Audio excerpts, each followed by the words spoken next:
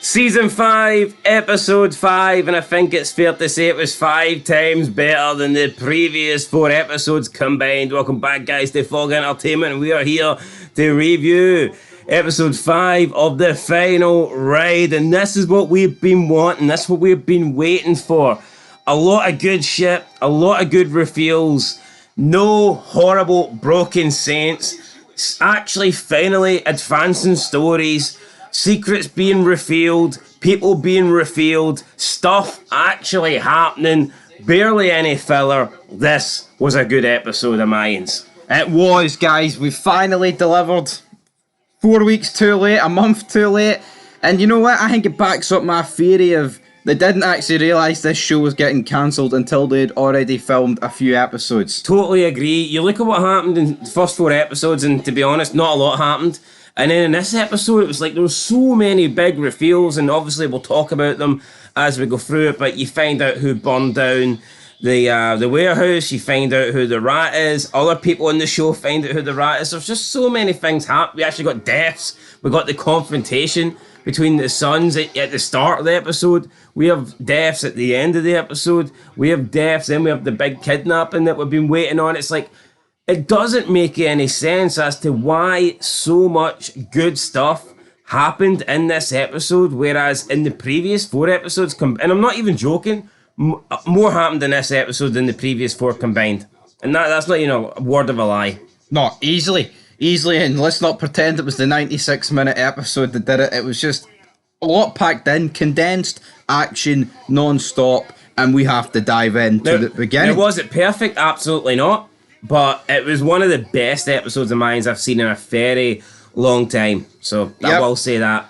It is, absolutely. And you know what? What makes it look better is the fact that it is by far the best episode of this season. It sticks out like a sore thumb in a good way. It's almost like it was written by someone else. It's almost like someone else just took over. This was written and directed by Elgin James. Well, maybe Elgin James. But he did the pilot as well. No, the premiere, sorry. So I wasn't a big fan of the premiere. Just the way the cookie crumbles, guys. But anyway, we kick off. We have got Joker and some other guy. They're getting ice cream. We then pan their car. We've got Nestor driving. I believe Gilly's also in the passenger seat. I didn't see Gilly. I did see Bishop and Angel, though.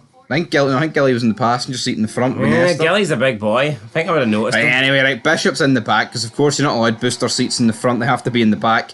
He's smoking on a cigar. He can barely see out the window. The smoke is blowing on the window. Then someone passes a shotgun to Angel. Angel points out the window as this song's playing, and then bang, shot goes off. SOA member hits the dirt. This SOA member needed a guardian angel, but unfortunately he didn't have one. But he did have a big shotgun round to the chest. Joker runs off trying to put a couple of bullets into the car and realises I can't actually run the same pace of a car here, so I have to come back. But yeah, Joker goes back and tries to comfort his dead brother, but he's already dead. So you know what? I think it's a very good cold open. It makes us, but I feel like it's a case of here. This war's kind of been on hold the last 2 episodes, so let's bring it back to reality. It does feel out of place that here we're not going to do anything for a long time. Then all of a sudden we're going to go and attack the Suns. Yeah, literally. And what were they doing in the previous 2 episodes? Why were they not attacking any Suns then? Yeah, it kind of makes no sense, but you know what? I'll tell you what makes a lot of sense. The return of the Grim Bastards, but it's Southern California, the NorCal boys. Yeah, so we're not getting Teo. Not that we would get him anyway, because he's now patched in. We're sticky. I feel like if Teo...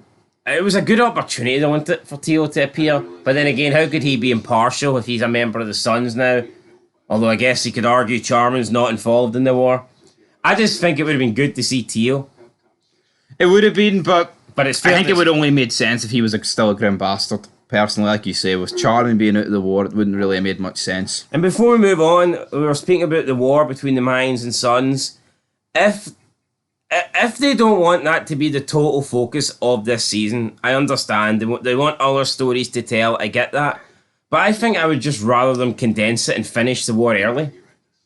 Yeah. I think I would have rather the Suns and Mayans war maybe finish episode 5 if it meant it featured a lot in the first 5 episodes. I think by just dragging it out to make it last a full season, to me that's pretty poor.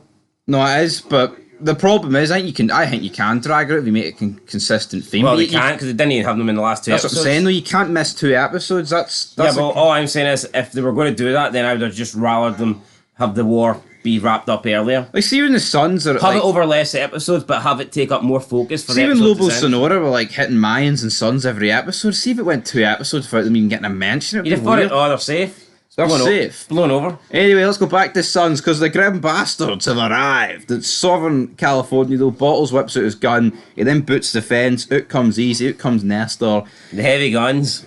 Easy's like, what's Charman's puppet strings doing here? Which the grim bastard president did not take too very kindly. But We're nobody's puppets. he's basically saying here to Easy that, here, you guys are killing each other. You can't stay off of 6 o'clock news. And it's not fake news this time. Bad for business. And guess what, Easy? The cops are building a RICO case and they haven't rapped at your door because they're not going to rap at your door until they get you, which is absolutely right. And you know what? At least that makes a bit of sense why, like, they've not really went after them for, like, all these isolated murders. I guess also the fact that Creeper kind of took the hit in every single one of them. Yeah, Creeper's the fall guy. I felt so bad for Creeper during this episode, but we will discuss Creeper a lot more later on. But yeah, no, for me, Creeper, feel for him, man. Feel for the guy. Feel for him. The Grim Bastard president, though, lays out peace talks. If you want to come easy, you're free to. We're going to do it in LA, the city of angels. It literally looked like this meet took place the same bit where Tig and Alvarez met. Did look a bit like that. So yeah, the Grim Bastards basically say, we're going to be the referees here. We will keep the peace and you can come non-violent, hash it out, and it's better for everybody. We can come to an agreement. We can end this war and we can go back to making money. Making the cheddar, brother. Miguel wants to make money as well, so he confronts Angel. We're thinking at this point, right? Grim Bastards did not drive 100 miles to throw shade at Easy. Yeah. You got drove 100 miles to throw shade, brother. But anyway, Miguel confronts Angel, says to him, we think, It's kind of cool the way he picked him. He just drove up beside him. It's like, here, you pull over. You're pish, mate, in here. And we think at this point, right, he's just going to tell them that he knows it was them that attacked and stole Emilio. Because, yeah, we've seen he picked up the bullet, and obviously the bullet belonged to the guns that they tried to offload to the LNG. So, yeah, they're thinking, maybe you're seeing this scene, you're thinking Angel's going to bring up Miguel's going to bring up the fact that he knows Angel was the one that raided their drug place and took their cook, and he does bring that up, and I think that's what we believed was the big reveal here, but it turns out it's not. He spoke about how the kid noticed Angel. Angel didn't really deny it though. He just says, no one noticed me, but then Miguel says, no, you were caught, and he brings up how, he like basically calls him stupid and says, you don't think these things through, you're always being looked at, and then he brings up cameras, and basically out the blue just drops the bombshell that he knows he was the one that burnt down all the product, and Angel's just like sitting there jaw dropping. Like Angel, I think when he brought up cameras, Angel was still thinking he was talking about the raid on the drug location. Place. Yeah, but Angel's arse completely went here, and Miguel. You can tell Miguel he's giving him like the brotherly pass, isn't he? Yeah, because I mean, see, this happened last season. Any other season, I don't see how Angel walks away from this alive. No, he definitely wouldn't. Could you think about it? Angel, I mean, there is an element, obviously, as well, with Miguel probably with the Mayans, they can keep the drug thing going. I don't think it's just solely the brother thing. No, I get that, but Angel's fucked him over as well. Oh, he has big time. It's not like he's just fucked over easy. He's fucked everyone over. Exactly, he has a shitload of money. On 2 occasions with the Mayans and also doing the... And it's put him in a bad standing with Soledad. Exactly, but... So, like, I mean... Miguel gives him the ultimatum. Here, you need to get Easy out of this cartel business, stop attacking, or else there's going to be consequences, big man. Which I thought was... You know what, I like the... He's That's what you need in show. You need the leverage. And I tell you what, no one's really had it in the first 4 episodes because nothing was really being discussed. But now there's a lot of things that have came out and there's a lot of leverage to go around. So hopefully we'll see more of it being used. But as Miguel was telling Angel that Easy needs to drop this, I just want to point out we didn't see Cole in this episode. And I get it, a lot happened in this episode and maybe they just didn't really have room for him. But I think it is kind of poor. I want to at least see one scene with each character that is like in a story. Yeah, no, absolutely. Absolutely. I don't think that's asking too much to at least give us one scene with Cole, even if it's not a long scene. Even if it's not a scene with Cole involved in the Mayans. Although we didn't see Felipe or Adelita, so I'll take it. Ah, well, I'm not complaining about that. Exactly right. And then we cut to the clubhouse. You know what's not mad though, mate? I could honestly never set eyes on Felipe again. I wouldn't give a shit. Sadly, though, that's not going to work that way. We have Bishop. Let's hope it does. We have Bishop in the clubhouse. He's basically burying Sam Dino here. He's like, these guys are going for fucking ice cream, and here's Angel reloading the shotgun, and we whipped their ass. Damn it! He says that the women were giving out $5 hand jobs or whatever, and like the Mayans, like I know they're in a war, like, but they've just like killed some guy and they're bragging of it, and I get it, like, but I feel like Angel's sitting there and he's a brawler, but I don't think he's necessarily proud of himself. Like, no, but I think what I don't think it's even this kill. I think it's more the weight of what Miguel's just dropped on him here. Possibly, but I feel like this is a bit in poor taste. I don't remember the Sons ever really killing someone and like, well, apart from the clown I'd guy. rather have my balls cut off. Well, that's kind of different though. I mean, I can't remember the Sons like killing someone and. You know, this was funny, but I feel like Bishop dragged it out for about 20 seconds too long. No, he did, Bishop was enjoying this way too much. I think it was the small man syndrome. No, and as soon as Easy walks in, he drops it. Yeah, well, I'm going with the small man syndrome. He starts coughing on his cigarette. He almost dies because the cigarette's like 2 foot taller than him. And then Angel... It's a pretty big cigarette you got in your mouth there, Bishop. Exactly, brother. But Easy sits down, and literally as soon as Easy sits down, Angel says, I've been a brother. You know, I love you guys. I would die This is about the brotherhood. And he's like, but drugs are dirty. I want to sell. Fair enough. Look at Lobo, man. Look at Lobo. I tell you what, I thought Angel was putting out a pretty convincing argument, and I thought, you know what, maybe some of the other minds are going to agree with Angel here, but unfortunately, Easy had the biggest trump card of all, just whips it. But see, shitload of money. Easy says Alvarez liked the dictate. Did he? Well, Alvarez was the guy who went by foot. I don't know what he's talking about. I honestly don't see... Now, could you argue maybe Alvarez thought maybe his way for the club was better? Yeah, but I wouldn't say Alvarez was a dictator. Alvarez was the one as soon as Easy wanted his vote, he's like, yeah, put me up for it. Albeit Alvarez thought he wouldn't lose unanimously, but I mean, it's like if Alvarez was a dictator, he'd have been like, no, you're not having your officer challenge. Exactly. You know, I'm the press here. This is my fucking club, man. You know, like, but that didn't happen, so... Yeah, well, maybe Alvarez should have been a dictator. If Alvarez was a dictator, he would still be prez. See the money, though, that he whips out here. No, you're right. But see the money he whips out here. I'm not saying it wasn't, like, a decent amount of money, but do you not think the Mayans were marking out a bit here? It was good money. It was in big bundles, no? I know, but remember... It's not like it was one. Remember the Suns, though? They're whipping out, like, the bricks of money. See if that was Cream One, you wouldn't even got to take away with that. I know. Maybe a McDonald's takeaway after the Saver menu. Maybe got a Happy Meal for Bishop, like, but I mean, that's about it. Well, he only wants to toy. But no, what was sad about this scene? Like, Angel doesn't even get acknowledged. Like, he says this, Easy whips out the money, and that's it. And no one's like, they weren't even like, I understand what you're saying, Angel, but look at this money. We can't turn this down. We need this money. It's like no one even fucking acknowledged Angel's plea to end this. I feel like Angel should have thought this through more. This was like the last... I think this was like the last option he should have went to. I feel like he should have pulled Easy aside or something.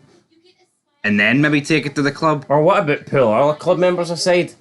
With not being in the clubhouse, what about going to them individually and be like, yeah, you can't agree with this? No, but Easy runs it like a dictatorship, so if we get Easy to flip... But Easy's never going to flip for this deal. Easy needs this deal. And it's like, also, like, even if you pull out the drugs at this point, you've already did so much damage. You've put this new pipeline in place with Cole. Easy rubs me the wrong way. He's been dictating before he even got the chair, for fuck's sake. I know. We talk about charming pilgrim bastards. He was pulling Bishop strings. The wee puppet. Bishop's a wee tiny puppet. And Easy's the puppet master. No, absolutely. But then Easy discusses the options with the whole Grim Bastard sit down. Either we turn up and it's an ambush, or either we turn up and we force SOA to surrender. Did he ever just feel like that maybe they could have just turned up and discussed and never surrendered? Which is pretty much what happened. He made it as if there was only two options that could have went down here. Ambush or they surrender. Again, that's Easy being stubborn, but I mean, if they turned up and both sides were willing to, you know what, we've lost both people, let's just call it a day, would that not be fair? No. Although the Suns seem to think they're winning, so maybe Easy thinks... I don't... But no, the thing is, I think there's an ounce of Easy, well, not an ounce, maybe more. I feel like Easy cares about the club, right? And he actually like cares about people at his table. I feel like Isaac is literally willing to fight until he is the last son I left. think it's a game to Isaac. Not, yeah. Literally, guys, literally. I don't even think Isaac really cares if he dies or not. No, probably, So, I mean, that's a dangerous man.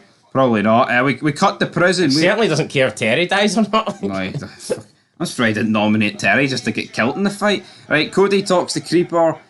She's explaining to Creeper, do you know Kevin Jimenez? And we're sitting here thinking, And Creeper's like, why? Is that the rat? And it's like, I was actually thinking she wasn't going to tell him here. She was like dragging it out. yeah. I guess makes sense. I guess if she just walked out, it's easy. I thought it was kind of funny though when he just assumed that Kevin Jimenez was the rat. And it's Who like, the fuck's Kevin Jimenez? nah, Kevin Jimenez has been dead, mate, for a long, long time. Yeah, and then she's like, the rat is Easy Reyes. And Creeper laughs this off. She's like, there's just no way in fucking hell this guy. Well, first she explains who Kevin Jimenez was and what he was doing. Aye, well, he's a CI. Private investigator, big top man. Creeper's kind of like, but what's the relevance to this guy? And she's like, oh, but everyone's getting killed off connected with him and connected with his case. And then she goes on to mention Easy, which of course, it ain't looking good for a Ezekiel Reyes at this point. But Creeper, is it in denial for Creeper, or do you think it's just a case of, here, there's no chance this guy could be? But I think once he hears the fact that this guy got out so easy on a murder charge, but they all knew that. Back in season 1. Surely they should. Maybe they didn't know the fine details. Like, I know. didn't Hank in the very first episode turn around and Like, say, pretty much in the first scene. yeah, that the cop that he shot was corrupt? That could have been bullshit that was fed to them. True, but I don't think it really should matter if the cop's corrupt. Like, yeah, so what if the cop's corrupt?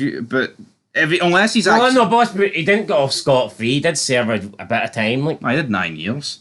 well, that's a hell of a lot of time. For killing a cop, though. Self-defense. Well, not self-defense, manslaughter. It wasn't murder. It was Yeah. accidental.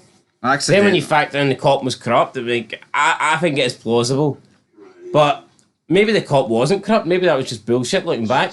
Maybe that was just a story as to, here, this is why you got out early, because the cop you shot was corrupt. It could have been, but if you look at Sons, I mean, Stoll was corrupt, but I doubt Opie would have been getting 9 years. And they went, you know what, we're going to let him off in 9 years because Stoll was corrupt. I know, but again, that's more murder, isn't it? Alright, fair enough. Easy didn't murder that cop, he just turned around and pulled him out. When you say it like that, it sounds like murder, but it was more like an accidental thing. He didn't mean to do it. He was trying to kill Happy, the cop distracted him, and he thought, shit, he was trigger happy, man. That's exactly... Trigger happy? Yeah, that's it. Is that a pun? Trigger happy? Goddamn right, it's a pun. It wasn't, but you just went with it. I went with Angel then shows up at Easy's caravan. I don't understand why the president's living in a caravan, but he is. I know, you'd think he's throwing all this money on the table. Yeah, he's still living in a wee RV. It doesn't even have beer. What's he going for? Walter White? Is he trying to steal? Is he trying to break bad? That's literally what he's trying to do at this point. Sophia's like, so what is it, Angel? And Angel's like, right. He closes the door once he hears bikes, and she's probably thinking, fuck, what's going on here? He's like, how's your relationship with my brother? He's like, none of your business. Ask your brother.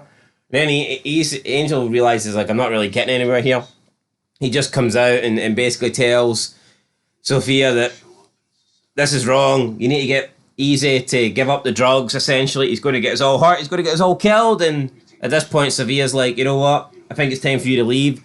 And I think Sophia played this off like an old lady would. Yeah.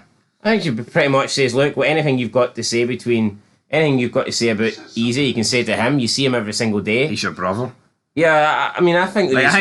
from her point of view, she's probably thinking, this is a bit poor from him going to me. Why can't he just go to his brother? Whereas I feel, for example, like, let's say if this was a Nails, or an Emily, or a Gabby. It's like when Piney went to Gemma, he's like, your old man's getting us into the drug business. Yeah, but I feel like with one of the previous girlfriends, they would have been like, oh, what do you mean? Tell me more. Whereas she kind of just shut Angel down and was like, here, that's between you and him. Also, very, very idiotic here for Angel just to completely spit, I shouldn't have burnt it down. That's him done. No, he said he should have burnt it down. He should have burnt all this down as well. Yeah. He said he should have doubled down on the burning. He should have doubled the burning down. And then she's like, what do you mean? He's like, never mind. And he walks off. Never mind, man. See if this was easy and he dropped that and someone overheard it. Sophia would have been stuffed in the fridge and murdered. Yeah, so, who knows? Could be Could be Angel that is getting burnt in next episode. No, yeah, I think the odds of Angel making it past episode 6 have drastically went down. Do you not think so? I still think he will, but I'm a lot less likely now. Exactly. We then cut to the Inspector General woman, Dana Delaney plays that character. We do have Easy asking Hank about has he heard any more for Creeper, and Hank's like, well, yeah, we're gonna get the rat soon. Aye, you're right. Aye. So, and I'll tell you what, I think this puts Easy into panic mode, and who knows, maybe Easy will be setting up a wee visit to speak to Creeper himself. Can Easy really send Hank if there's a possibility that Creeper has the information, and which we know he does? I tell you what though, Hank seems to be the only one. Obviously, he's the only one privy to that conversation. But I feel like when certain news comes out about Creeper, is Hank's suspicions about Easy going to completely commit? I wonder how Hank. Does Hank know that Easy went? Was Hank supposed to visit Creeper and Easy went on his behalf, or was it a surprise visit from Easy?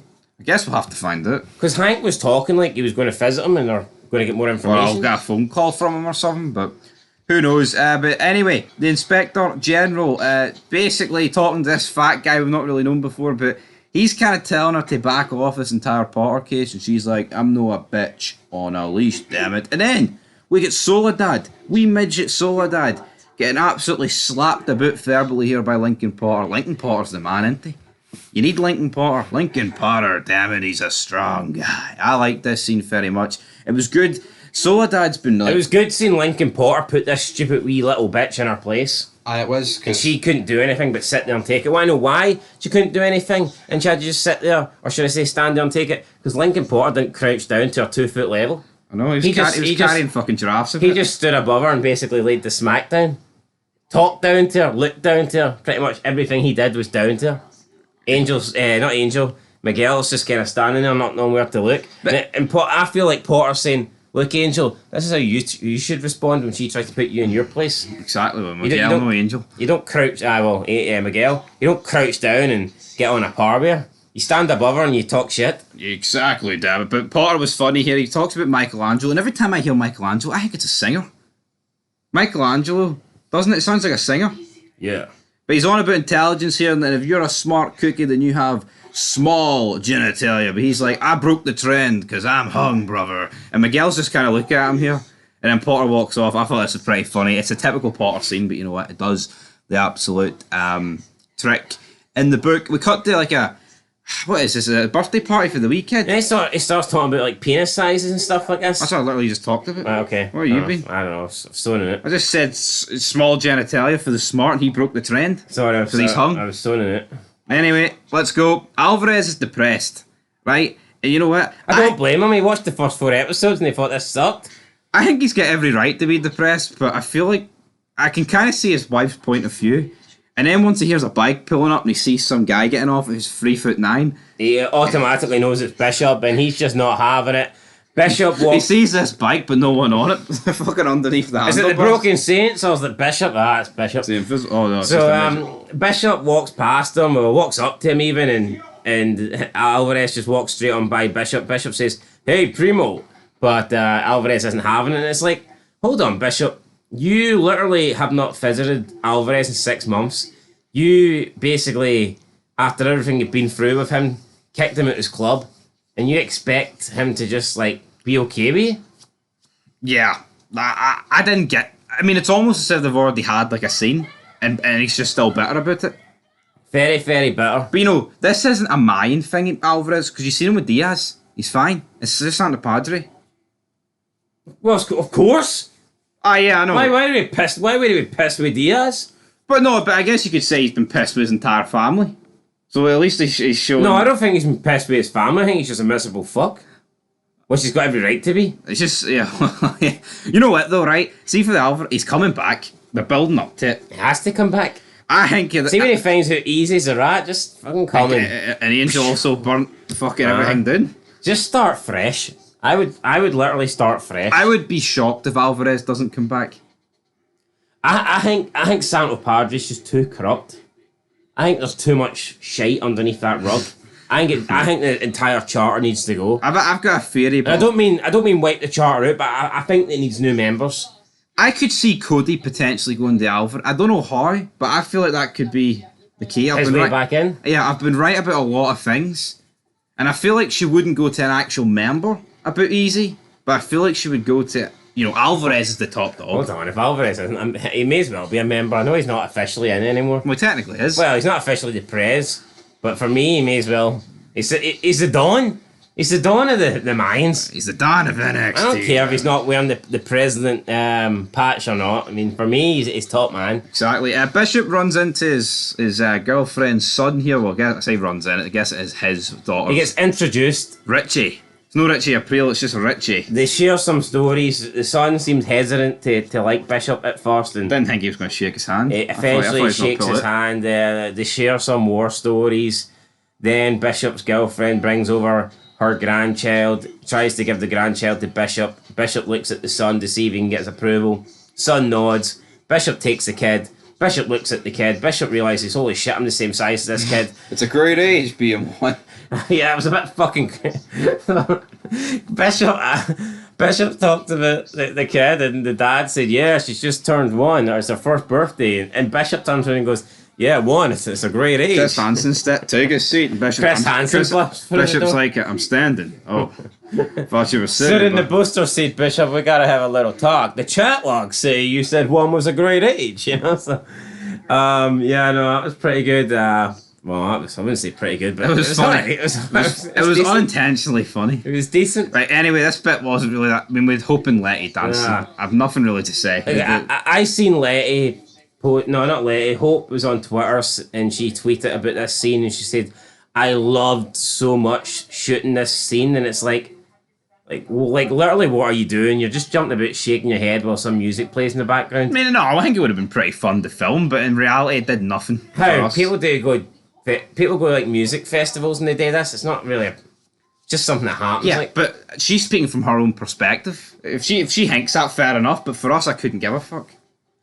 Well, personally, I don't think it was a good scene. It's not a memorable scene. Yes, but do you not see from her point of view she might like No, but I can see how she thinks shooting the grocery scene last season was, I love that scene.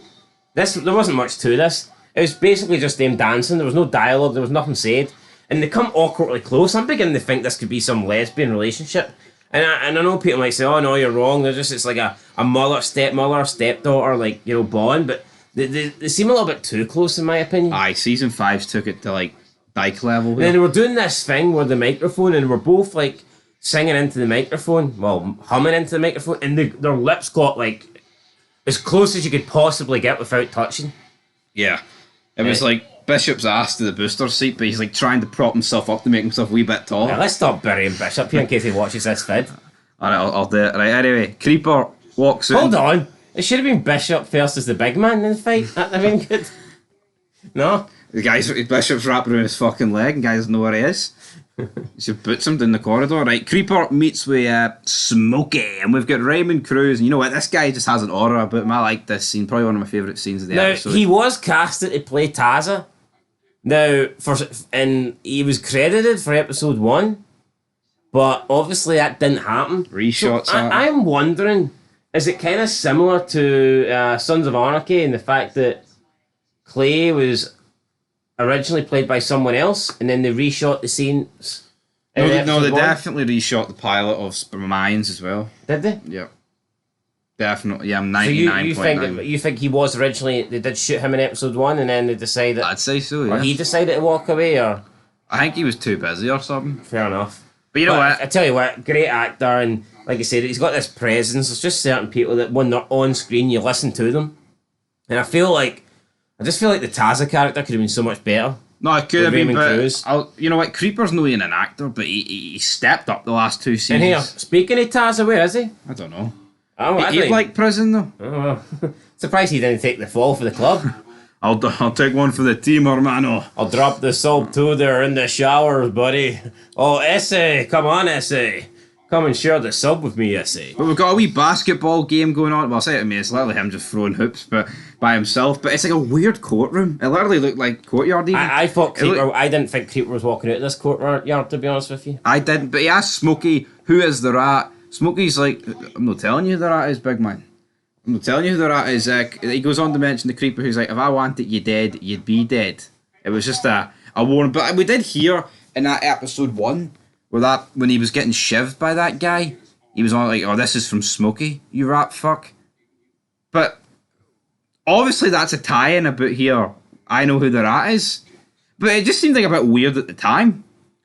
And see, during all that commotion when he was getting stabbed, I guarantee you about 80% of people watching did not understand what happened. It's only because we break it down. Yeah. So I agree. But again, it's still a good scene. But then Smokey just decides, you know what, fuck it, I'm going to tell you. And he pretty much he just goes through the whole JJ story. Yeah. He is JJ's cousin. Yeah, he mentions JJ and the fact that JJ took some young kid in years ago and took him under his wing. 9 years for a cop kill, I say. That kid turns out to be Easy. And he kind of like says to Creeper, you know, you're fucking idiots. No, who kills a cop and gets out after 9 years? That's him done you in. You think everybody gets out? Oh, corrupt cops, mate. I get you. See before you fucking start spitting the dummy here. I'm not spitting any dummy, mate. I'm just literally saying what was said in episode 1. Back in your booster seat, son. So I reckon the information that Hank was fed was bullshit information. Could have been, but end of the day, the Mayans have bought it, right? And Easy's literally risen to the top of the food chain. Literally. And they've all just to accept it. But at this point, I think Creeper knows that it's done. It's all over. Any sort of, you know, faith that he had in Easy not being the rat after Cody told him. Cody's confirmed it. Smokey's confirmed it. And they've both said the same thing about the 9-year cop thing. Yeah, you can't make that up. Exactly. But the good news is for Creeper, Smokey gives him a shot here. He says, if you make the shot, I'll take the green light off you. But then the CEO comes through and he's like, I'll give you the shot next time. All right, that's you, hump. Well, I wonder if he'll ever make the shot. Probably not. Will Creeper make the shot? You know, what? See, Easy, and I know this is a different video, but like, Easy, that's a long time ago. Do you think that's past? See if Easy takes the Mayans to the next heights like he says he's going to, and he wins this war. Does that get overlooked? But that's the thing. Has any harm actually been done to the Mayans? No. But he's still a rat. And Easy kind of did say at the beginning, like, I was only going to give you information on Galindo, etc. I'm not going to, the club and my brother are safe. No, the problem is, I think if Easy at the end of this war came to the club and went, right, guys, I need to tell you something. I was a rat. That's how I got out of jail. But I didn't actually, a rat. It was more information on the cartel. Oh, hold on. What's worse? What Easy done or what Taza done? Easily Taza. Easily Taza? But see, that's although what, Easy has killed Kanchi, like, so I mean, I guess. But he doesn't need this. That doesn't got nothing to do with being a rat. I think if Bishop forgave... Well, no, but if we're comparing it to what Taza's done... If Bishop's willing to let Taz's secrets go, I think he'd be willing to let Easy's go. But yeah, I don't know. I think in the clubs, like, I actually... Even though I think what... One, Taz is gay. One, he killed a member. And no, I get he started a war. I think it's wrong, but I think there's just a thing that they have about rats. I think it trumps everything else. I think Jack's let Juice live. I think that, yeah, that's because he could use him to his advantage. But that's because Jax was like a dictator in his later seasons. But once Clay was dealt with, he let Juice back in. He was alright about it. Because he still thought he could use him. Sure, he used him for the Nero thing as well. He was using him for everything. But he could have jobbed him completely. And then when Juice tells Nero... It's hard to use Easy, though, if he's the president. That's the problem with that. The only thing I think with the club, it's like they almost view being a rat as like the worst thing you can possibly do. I mean, they almost view it like worse than paedophilia. I think. Yeah, I'd say it's probably up there, yeah. You know, it's like, you ratted? You know, it's just like this weird thing. It's like they can't accept you being a rat. I'm not saying they'd accept what Taz had done either. But I don't know. I kind of have a feeling. It depends who's at the table. I just feel like I just couldn't imagine like Hank, Downer, Guerrero, those sort of people. I could see Gilly and Angel. Well, Angel obviously knows about it, but Gilly was a part of that wee faction at the beginning, albeit didn't know. But and they were quite kind of. They weren't really rat. But again, I think there's a difference between like betraying the club and just like going to the authorities. It's the whole being a rat for the authorities. No, exactly. I think if you're secretly working with another club, they wouldn't even view that as bad. No, yeah. I just think it's actually working with the police, working with the government, working with the authorities. That's where they draw the line. You know, that's where they draw the line, and that is where Creeper is about to draw the line because it's visitation time, and he's wondering who the hell's visiting him. It's easy, right? He comes in with like the white turtleneck and the fucking gold chain on, and no shame. Creeper's like, fuck this bastard. Creeper sits down. He's not even like looking at him. He's like hyping up the fact here you're going to be all right. We're doing well. You're going to see things change, and we're winning this war. And Creeper's like not really saying anything, and Easy's basically wondering what's wrong with Creeper. You all right, brother?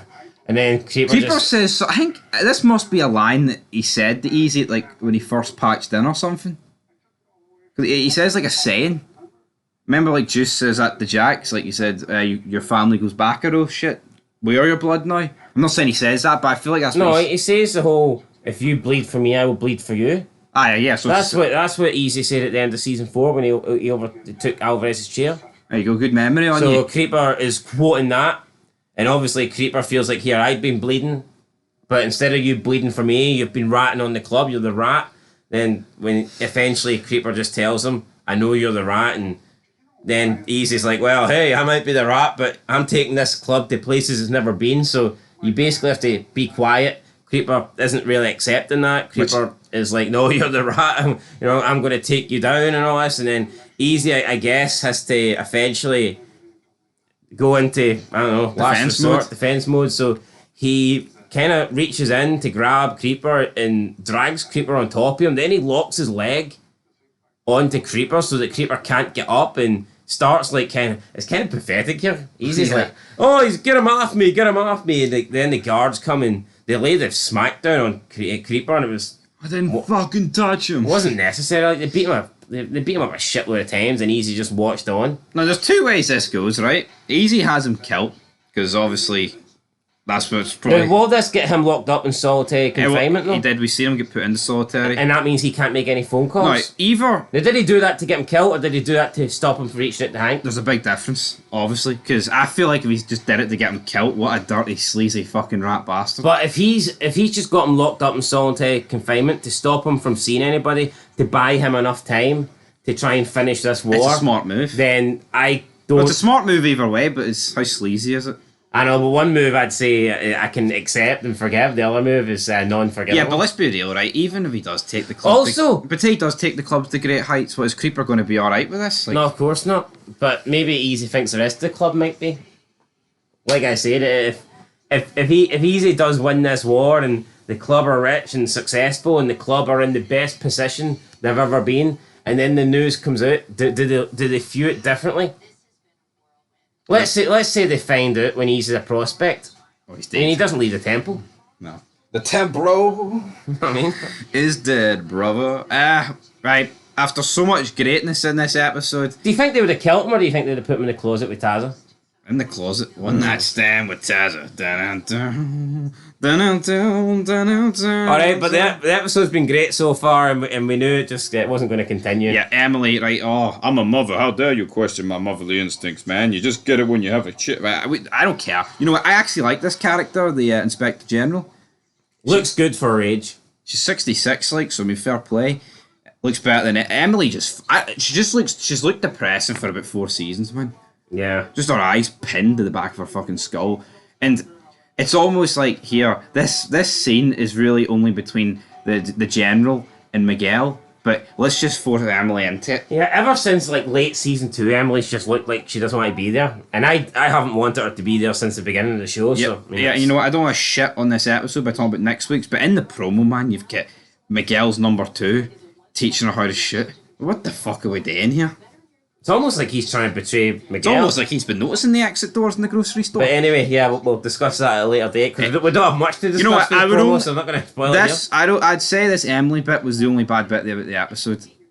I didn't like Hope and Letty dancing, but at the end of the day, it wasn't like... It didn't bore me. Wait, we need... It did drag on a bit too long, though. Yeah, but it didn't bore me. Yeah, but at the montage... Emily talking about her motherly instincts, we've heard before, man. But the montage between them lasted like 2 minutes. Exactly, but anyway, guys, it's time for the part of the episode we were all waiting for. The big meet. The Mayans are getting patted down in LA. And you know what? We've been critical of the Mayans, but this did feel like a big meet, because obviously I've titled it Big Meet. We've got Isaac sitting down in the chair, and you've got Easy walking in, he's like, look at the pep on you, big hermano. Why did he have a Chibs accent? He wasn't there. I wish he was. Like, I was channeling him, man, for next week, but it doesn't look like he's going to be there. Next Chips week. wasn't in the trailer, unfortunately, guys. But you know what? Isaac points out the fact that you're all here because the Mayans do not have numbers, man. Yeah, you look at the Mayans, there's not that many there, and then you look at the Suns, it definitely looks like they outnumber them at least double, at least 2-1. Yeah, and you kind of get the feeling that this is just like Sam Dino and like maybe 1 or 2. I feel like this is literally every Mayan charter apart from like Oakland and Stockton. Well, the thing is, I mean, Suns are probably willing to patch in any old junkie now that Isaac's in charge, so... Yeah. Yeah, see that guy that killed the start of this episode? They probably patched in 5 guys for him. But you know what? I like this. I like the fact that Isaac was going on a wee mad monologue here. He's like, "Where's Coco?" And they're like, "You fucking killed him, man." And then Isaac does like this 180. Kind of looks at Terry. He's like, "We did that. We did Coco." We did Coco Pops. And no one really knew how to respond. I actually thought Terry was done here. I thought he was like, "You fucking killed him. You killed Coco." I actually thought Terry was a goner. Yeah, this is a funny scene. It was. I mean, how was he not in episode 3 and 4? See, I actually thought he was like mocking the Mayans. Yeah, but it turns out he actually just didn't know. It turns out he was being serious. He wanted Coco all for himself. And you know, it's a shame that Coco wanted to leave, because I do feel like they could have done more with Coco and Isaac. Yeah. In this season. Literally. Easy then says, "We are here for the terms of your surrender." I tell you what, I did not like this though. Easy just went on repeat mode and he literally just recycled the same garbage. We will not bend, we will not break, we will only accept. We will stay as California, and San Bernardino has to disband. Immediately. You know what? I see your point of view, but I feel like it was him saying, "Here, this is it. This is all we're doing." I know, but I think I just think saying it once with authority would have been better. I think him having to repeat himself over and over. I feel like if he said it once and then after he battered and killed Travis, spoiler alert. Yeah, well then if he just kept repeating it, makes a bit of sense because he's like fucking. He's like, shout out to Travis. Sorry, but you're dead. It's sucks to be you, but you're dead. We may as well. Well, I assume you're dead. We may as well get to this point. So the Grim Bastards aren't too happy about the fighting that's going to potentially go on here because Isaac wants to see death, but then Easy's like, Isaac's like, "I'm not leaving before someone dies." Easy's like, "All right then, let's have it." Coco. Gilly wants to avenge Coco, then Otario's like, "Fuck it, I want him." Otario and Gilly just want a bit of Isaac, and then as soon as Isaac does eeny, meeny, miny, moe and picks Travis. It's not me. See, as soon as Otario found out it wasn't Isaac. Easy looks behind him, there's nobody there. Just fucking it. It's just 20 patches on the floor. I'm out of here. But that's what I mean, like, let's say, for example, they're working with the Broken Saints, and the Broken Saints turn up here and they're patched in or something. Are we going to have one of the Broken Saints versus this big, massive fucking guy? I mean... No, it's mad, though. Easy's a big... He hits him with, like, this biggest left hook you'll see, and this guy just looks at him. Like, what are you doing? Is that supposed to hurt? All it did was tickle me. Then he gets battered for the entire fight, really. For about 90 seconds straight. Easy's hitting punches that just do not do anything. Travis is absolutely pummeling him, man. You feel like... I feel like if this wasn't Easy, I felt like whoever this man was probably dead. Yeah, but then Easy gets, I believe, like a thumb to the eye. He gouges him in the eye, which distracts Travis. But at this point, Easy's battered. Like, Easy's like Governor Rick here. But he still has enough strength. He still has enough gas left in the tank to then push Travis off him, and then he gets on top of Travis and punches him a few times, and then continuously smacks his head off the ground way too many times. And I thought this was weird because it's like, I can understand the Grim Bastards allowing a fight, but I mean, at this point, they're pretty much watching murder. Or we don't know he's dead, like, but I'm going to willing to bet that he's dead. Yeah, you get your head smashed off the ground like that many times. I mean, you know what though? It was a very good scene, and then Easy just repeats what he said earlier as Isaac and the crew just kind of walk away. I didn't really like that. Isaac didn't really have a comeback. He didn't really have any sort of response. He kind of just got up and walked off, and then Joker gave a look, and that was it. I mean, I think it's kind of though, hey, we trick up our sleeve here, guys, and these don't sort of ordeal. But this was supposed to be Sons' best man, Sam Dino's best man, and that's him. That's him wiped Gone out. with the wind. I'll tell you what though, if he took on any other man, he'd have won. I would have liked to see. You know, this was like Drago against Rocky, apart from like the last round, where Rocky battered him. I would have liked to have seen Travis versus Bishop. Yeah. I think the 1-year-old would have put up more of a fight than Bishop. He'd have strapped him in his booster and folded him clean in half and booted him back to fucking Santa Padre. So there you go. I mean, we spoke about how the Mayans are losing this war, but I mean, they're winning this episode. Well, they are. It's 2-0 Mayans. 2-0 Mayans, absolutely. So that's 10. That's 10 Sam Dino members patched in then. 5 for every one.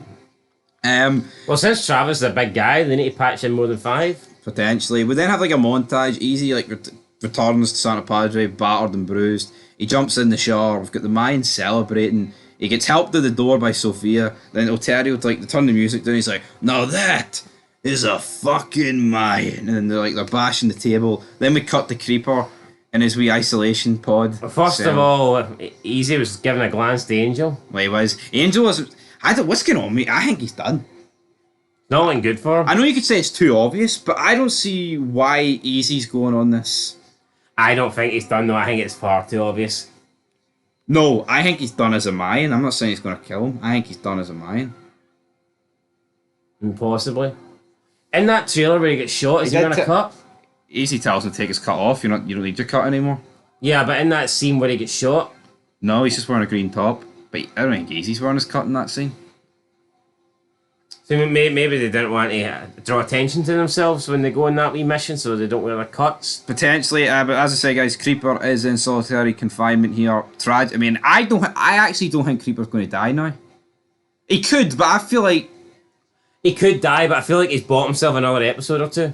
Yeah, which I'm glad about. Although, I mean, I guess you can be ambushed in solitary confinement. I mean, look at Otto, man. So it could be easier. Guys getting bummed and you, fucking shivved and everything. You could argue it's easier to kill someone in solitary confinement if the guards are corrupt.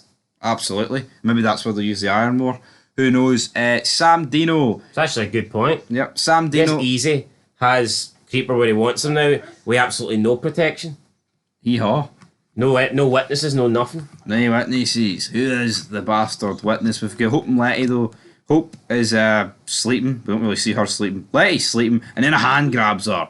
And who is it? It's Isaac. It's just a shame we debunked this like 2 months ago. No, yeah, absolutely. You know? And then at this point, he's as much as I like trailers, see you think about it, like, they do spoil a lot. But there was actually a lot in this that didn't spoil, which I'll say fair play to. Yeah, that is true.